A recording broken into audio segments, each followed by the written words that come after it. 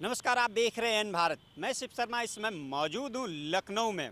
आप हमारे पीछे देख सकते हो, इस समय हम विधानसभा के पास मौजूद हैं और यहीं से हमारे पीछे यहाँ पर बीजेपी कार्यालय भी, जहाँ पर अभी हम वहाँ पहुँचे वहाँ पर हमने देखा कि बीजेपी कार्यालय में इस कदर सन्नाटा पसरा हुआ है जैसे कि मानो बीजेपी पूरी तरह से हार चुकी हो, लेकिन ऐसा नहीं है। जी हाँ, भारतीय जनता पार्टी और एनडीए घटकों ने मिलकर के एनडीए को पूर्ण बहुमत से सरकार बनाने के लिए जो मोदी का साथ दिया है, वो दिल्ली की मीटिंग में स्पष्ट तौर पर हो गया कि प्रधानमंत्री नरेंद्र मोदी लगातार तीसरी बार प्रधानमंत्री पद की शपथ ग्रहण करेंगे।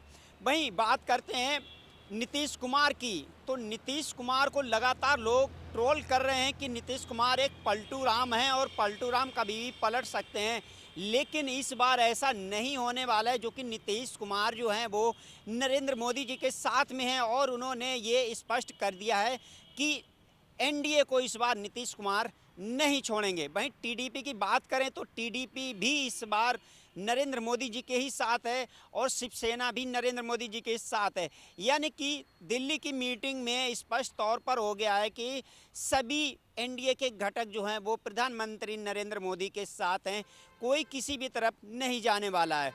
लेकिन बात करते हैं उत्तर प्रदेश की, तो उत्तर प्रदेश में जहां बीजेपी को 33 सीटें आई हैं, वहीं सपा को 36 सीटें। ये बीजेपी के लिए कहीं ना कहीं मंथन करने का विषय है कि आखिर उत्तर प्रदेश में जिस कदर योगी शासन चल रहा है, उस उत्तर प्रदेश में बीजेपी की सीटें किस प्रकार कम हो सकती हैं।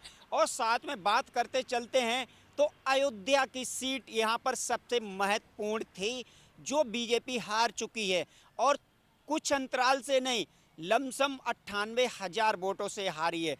तो बीजेपी के लिए बहुत बड़ा सबब है कि आखिर अयोध्या की सीट बीजेपी कैसे हार गई। जहां पर बताते चलते हैं, अयोध्या वह भूमि है जो राम की जन्मभूमि के नाम से प्रसिद्ध है और भारतीय जनता पार्टी लगातार, जब से भारतीय जनता पार्टी ने अपना राम रथ का आगाज़ किया था, तब से लगातार वो राम की बात करते चले आए हैं और अंततः राम मंदिर बनाने के बावजूद भी यदि भारतीय जनता पार्टी अयोध्या की सीट हारती है तो कहीं ना कहीं भारतीय जनता पार्टी को अपने पार्टी के अंदर ये देखना बहुत ज़रूरी है, बहुत ही ज़रूरी है कि आखिर अंदर की कलह क्या चल रही है। कहीं ना कहीं बीजेपी के अंदर जो है वो कलह चल रही है, जिसकी वजह से उत्तर प्रदेश में सीटें कम आई हैं और अयोध्या की सीट भी भारतीय जनता पार्टी हार गई है। आखिर विकास की बात करते हैं तो विकास को देखते हुए भारत में 543 सीटों में से सबसे ज़्यादा विकास यदि भारत में कहीं हुआ है तो वो है अयोध्या भूमि।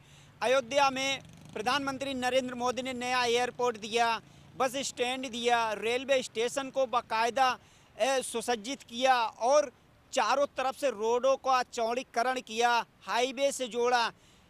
हर प्रकार से अयोध्या भूमि में सुविधा उपलब्ध कराएगी। उसके बावजूद भी यदि अयोध्या की सीट भारतीय जनता पार्टी हार गई है तो कहीं ना कहीं भारतीय जनता पार्टी के अंदर कार्यकर्ता जो हैं वो नाखुश हैं। और वो नाखुश होने की आखिर वजह क्या है, ये वजह बहुत बड़ी है और इसको जानना भी बहुत ज़रूरी है। आखिर क्या अमित शाह जी की जिस कदर मनमानी चल रही है, जैसा कि लोगों का कहना है कि अमित शाह देश में अपनी मनमानी चला रहे हैं और कुछ लोगों की ही बात सुन रहे हैं, तो क्या यहाँ सीधा असर जो है वो अमित शाह की मनमानी को लेकर के हुआ?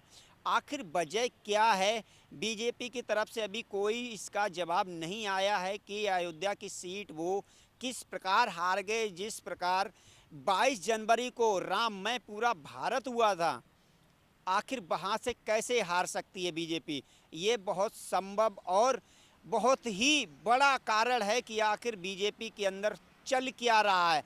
क्या जिस कदर उत्तर प्रदेश में सीटें कम आई हैं तो 2027 के चुनाव में इसका असर देखने को मिलेगा? क्या सपा पार्टी इस बार भारतीय जनता पार्टी को कड़ी टक्कर देगी? सवाल बहुत हैं और जवाब देने वाला कोई नहीं है। आखिर इसकी वजह क्या है? तो सभी सवालों के जवाब जानने के लिए आप जुड़े रहिए हमारे साथ। कैमरामैन सुमित के साथ एन भारत टीम के साथ आप जुड़े रहिए। शिव शर्मा, लखनऊ से।